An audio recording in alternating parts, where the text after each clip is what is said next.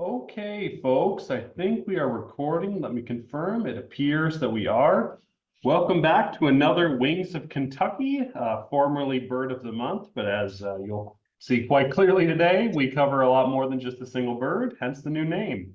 And without further ado, we'll dive right into our migratory birds fall migration Wings of Kentucky episode.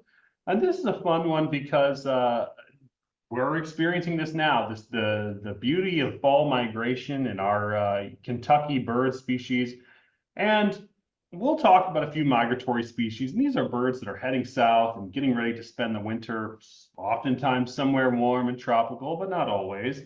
And during this period of non-breeding that many birds are preparing to go into, a lot of birds are in their drabbest, most boring plumage. So species that are really colorful in the spring are very drab this time of year. And in my experience, this can kind of make birders feel reluctant to be excited about fall migration, or just generally it's difficult because a lot of birds look kind of similar to each other, and that can sort of take a little bit of the fun out of it for some birders.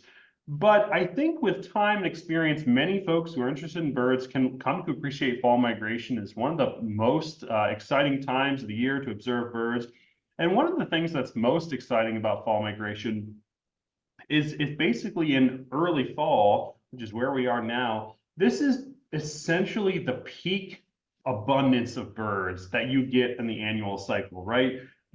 Across the annual cycle, you're going to get a pulse, a reproductive pulse, when lots of birds are producing babies, and then over the next year, birds are dying through the various ecological pressures they face, and then that pulse pops up again in the summertime. So right now we have more birds than we'll ever have basically at any time of year. So that's one of the fun things about fall migration. You may not get really colorful birds, although you certainly will get some, but you're going to get a lot of birds. So without further ado, let's jump into this thing. Here we go. So let's talk a little bit about migration routes. So I've got a figure here, and I'm using Zoom, so I can't remember if you can see my cursor or not. Let's just use this little laser thing. This is the wood thrush, which we're going to talk about more in a little bit. And this is the eBird.com breeding distribution of the wood thrush. So all these kind of reddish orangey areas are where the species is found during the breeding season, which includes most of Kentucky as well. Now take a look here. We've got where it winters. So these are Central America. And these yellow areas, these are areas where the bird is only found during migration. So you can often think that is kind of the in-between areas between the breeding grounds and the wintering grounds. Now, I'm not sure why it's never seen like in this northwest portion of the Yucatan and like in parts of, parts of Texas. You might imagine that the birds mostly fly straight across the Gulf of Mexico. I think that's probably a reasonable assumption here. But we've got these migration routes for many species. In the case of the wood thrush, there's only a small portion of its range where it only occurs during migration on that kind of in-between breeding and wintering grounds thing. So again, wood thrush would be an example of one mostly found in the Gulf or only found in the Gulf Coast during its migratory period. Well, let's look at the chestnut-sided warbler, this lovely little bird. We do have populations of them breeding in eastern Kentucky, but it's mostly kind of like a northern hardwoods bird, high elevation warbler, really beautiful little bird. And there are some populations that winter in Florida, but it's mostly a Central American bird that winters throughout that area. Notice that there's a huge swath of the United States where that species can be found during migration. So it's quite a large area. Now, thinking about migration and how birds conduct this migration, one important thing to think about is the fact that these birds are not just basically carpeting that whole area and flying through and just getting out of there as quick as they can. These birds are often migrating in little jumps. And these little jumps are often called stopover locations, where the bird migrates some number of miles in a given evening, and we're going to look at that nocturnal migration in a little bit. They're going to migrate a few hundred miles maybe over the course of a night, and then they're going to stop somewhere for the next day, maybe just stop over for one day, or maybe you're going to stop over for a week or two. And we'll have Wings of Kentucky in the spring, where we talk about spring migration. We've had Wings of Kentucky in the spring before. And we talked about the timing of migration and in terms of duration. And birds in the spring, they are rushing back to the breeding grounds. They're trying to get there as quick as possible. It's a race to see which bird can arrive on the breeding grounds first to see who claims the territory. In the fall, these birds are actually going pretty slow, and varies by species, but anywhere between 50% and two times as long in fall migration. So they may take a couple of weeks at a stopover if need be, giving the birds a place to rest and refuel and prepare for the next leg of their migration. So here's a figure from DeLuca et al. 2019, where they studied this boreal breeding wood warbler. So we've got this boreal breeding wood warbler, the black-polled warbler, and don't get too hung up on this. I'm going to explain to you what this shows. So we've got birds, for instance, these yellow ones that were tagged with these little light level geolocators in Nome, Alaska, and you can see that these birds traveled east and south, and the birds from Nome, Alaska stopped here along the East Coast, looks like New England, New York, somewhere in there, and Massachusetts, not totally sure. And those birds spent some number of days relaxing here on the coast before they finished the final leg of the journey, which of course in this case was various parts of South America. And you can actually see these little these yellow polygons where they eventually settled. But notice that they're doing a stop over here. They're saying, hey, I'm about to fly across a big chunk of the Atlantic Ocean.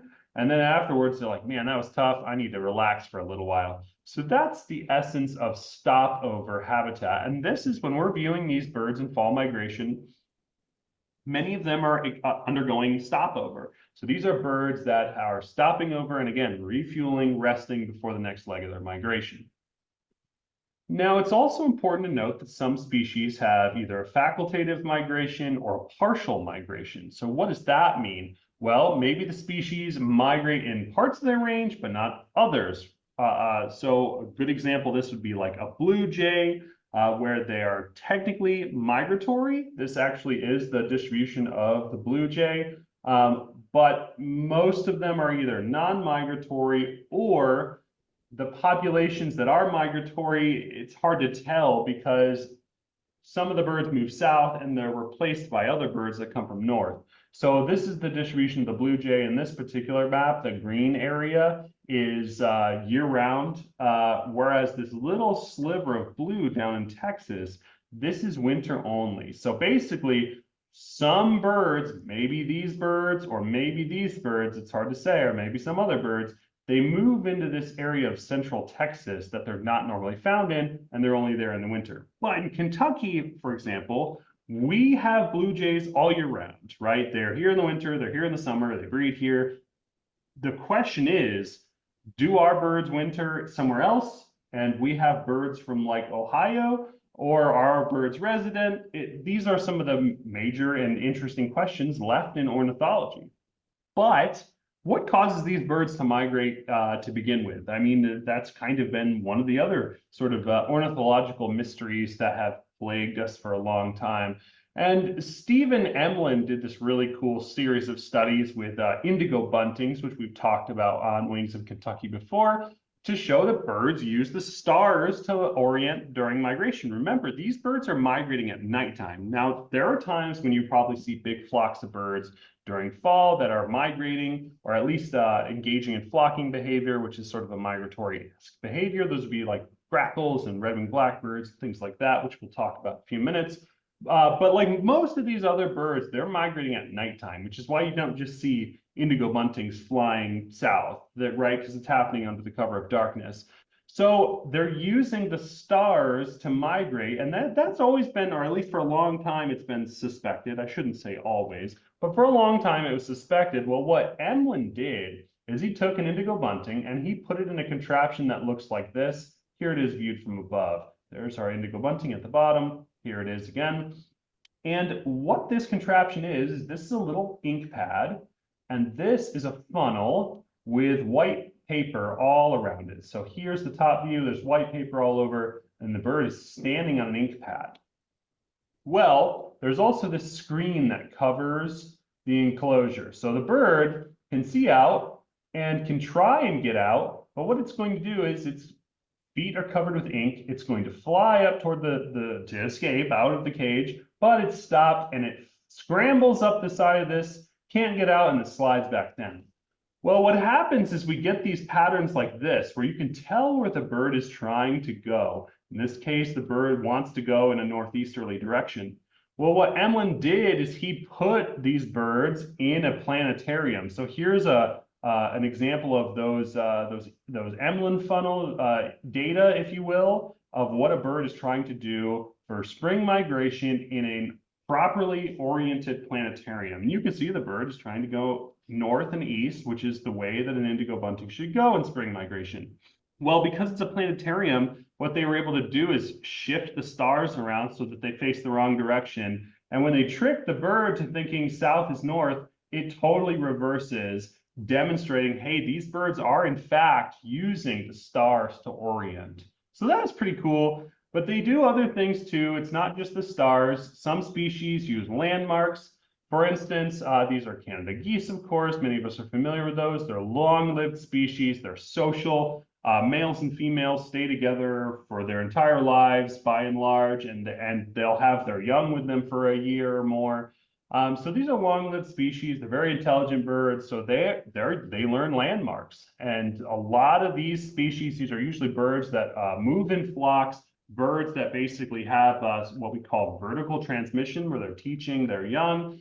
This is typically where you see this cranes, geese, things like that. Now, migration can also be taught by sort of horizontally, as it's often taught with corvids. So those would be like crows, ravens, jays, the species that migrate. They may not learn how to migrate from their parents. They may just migrate with others of their same species and follow the route that they're learning with their fellow corvids. Now, there's also genetics. And I'm sorry, this little black box keeps popping up. I hate Zoom sometimes. Songbirds, like this Swainson's thrush here, they do migrate with their parents, right? In fact, a lot of young songbirds actually migrate weeks or even a month later than the older birds do. The older birds get out of there and the young ones stay behind and prospect for their first breeding territory. So they're migrating later anyway. And usually it's a solo affair for many species. So they're just migrating all by themselves in the dark, or maybe they'll be in like a loose aggregation. We'll actually talk about the Swainson's thrush in a little bit, and they make little contact calls in the dark that sort of keep a loose flock, but they're pretty much solo.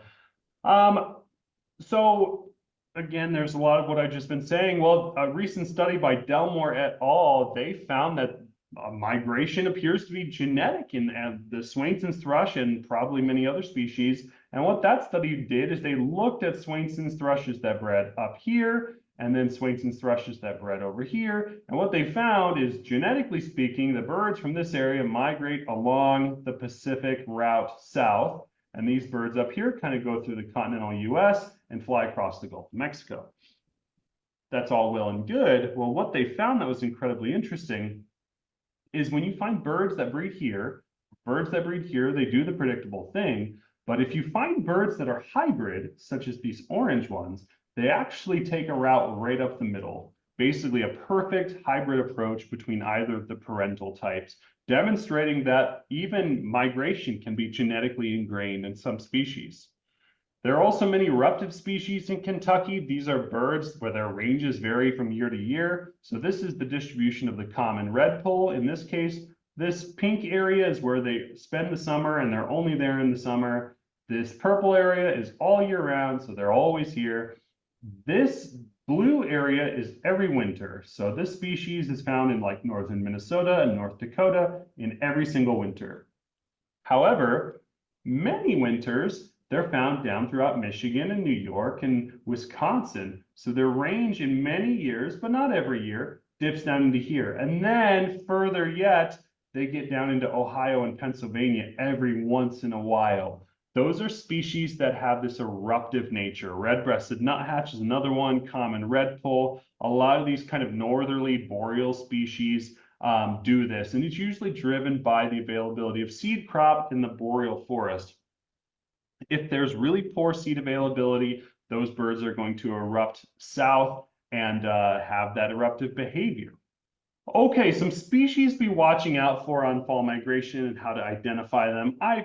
This is nowhere near comprehensive. There's hundreds of birds that you could find on fall migration. We're gonna just talk about a few of my favorite.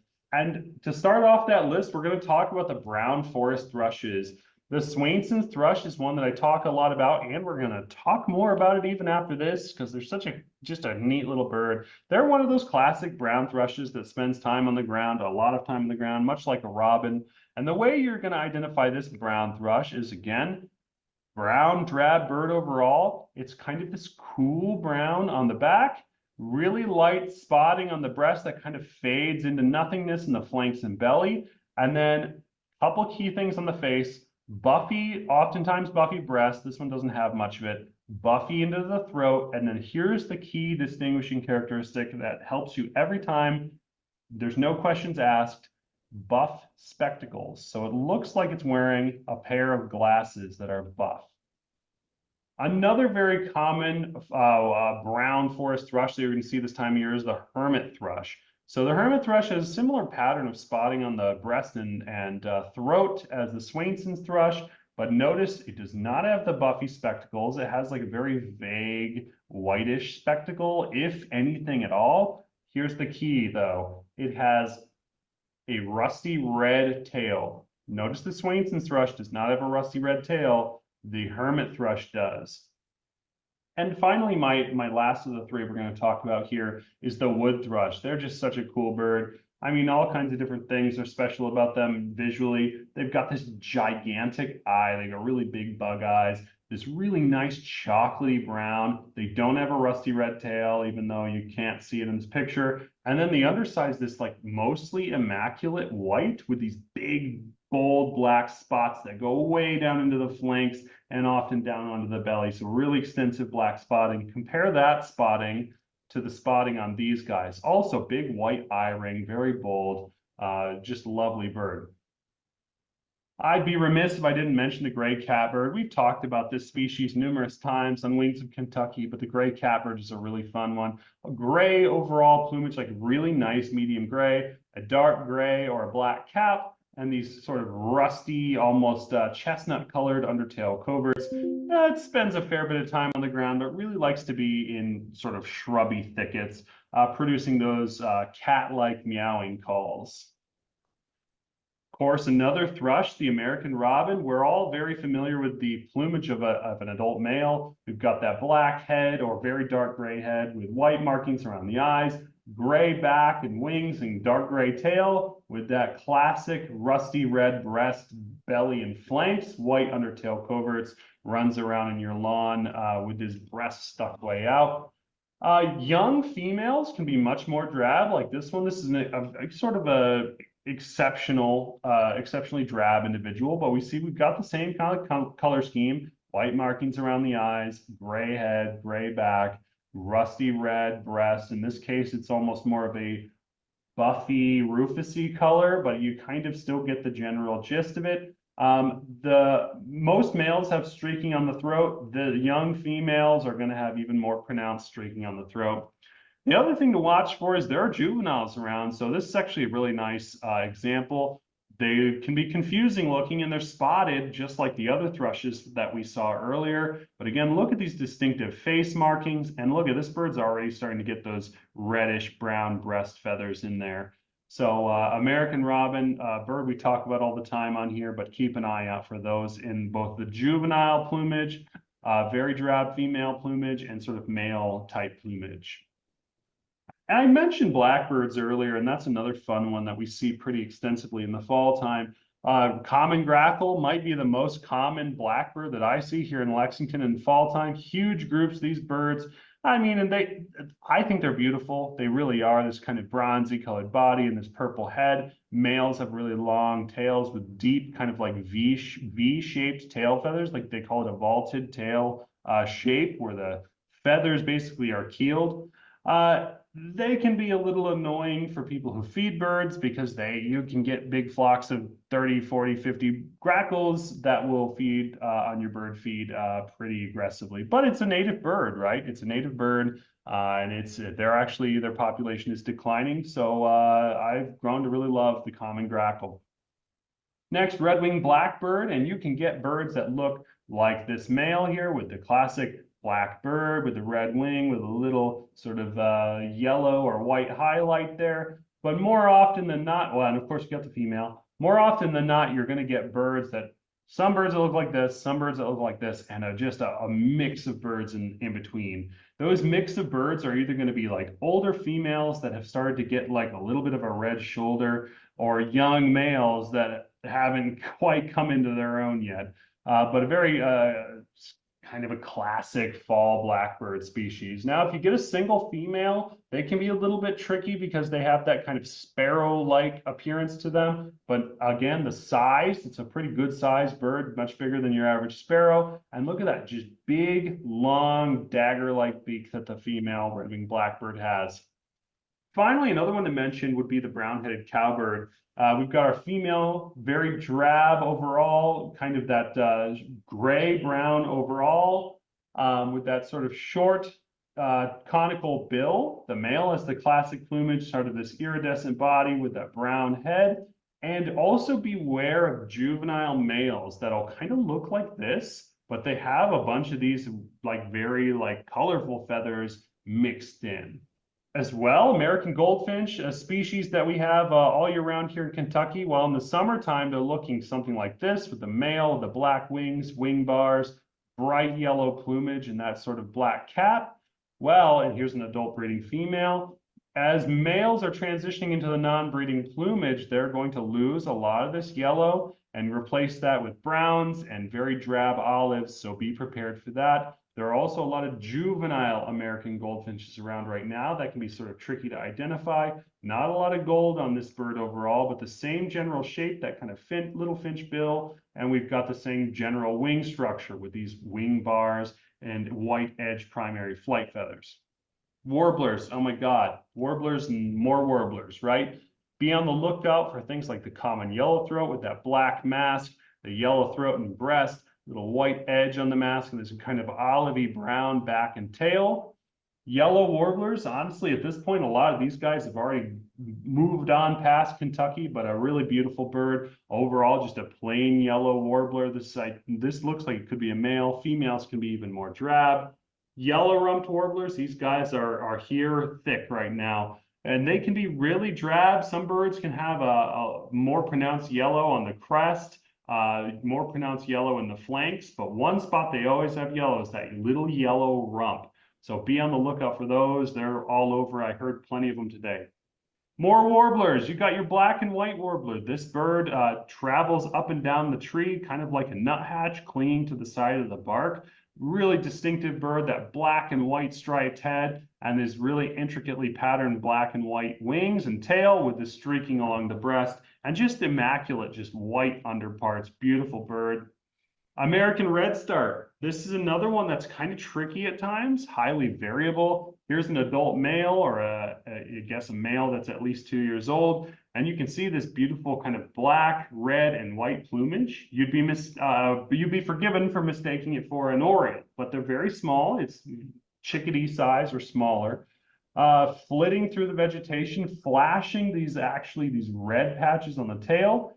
Females and young males will kind of do a similar behavior and have a similar color scheme, but where he has reddish orange, she has yellow, and where he has black, she has gray.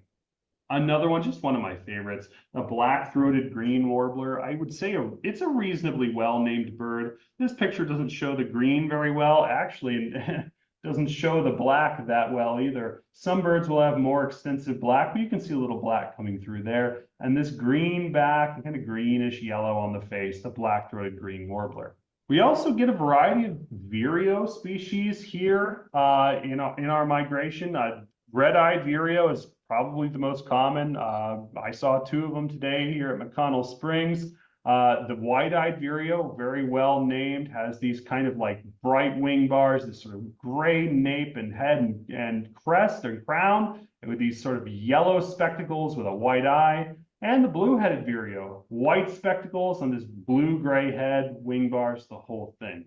Now, I mentioned that a lot of these birds are migrating at night, so go out. I often do it very early in the morning. Go out, stand in your yard, just listen. Just listen to that like early morning before the songbirds have started singing, and you're going to hear birds calling, especially on a migration night. One of the ones you're going to hear the most is that Swainson's thrush, and they produce that call that's reminiscent of a spring peeper. Let me play it for you.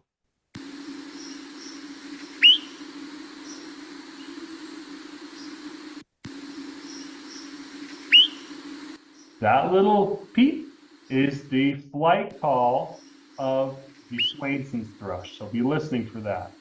And of course, watch for these new winter arrivals, right? We're starting to get some of our winter birds here. Things like the golden crowned kinglet. I heard several of those out today. Dark-eyed juncos. I haven't seen any, but I'm sure they're here. And white-throated sparrows. So be on the lookout. And with that, I will leave you until next month's Wings of Kentucky. Thank you so much, and see you then.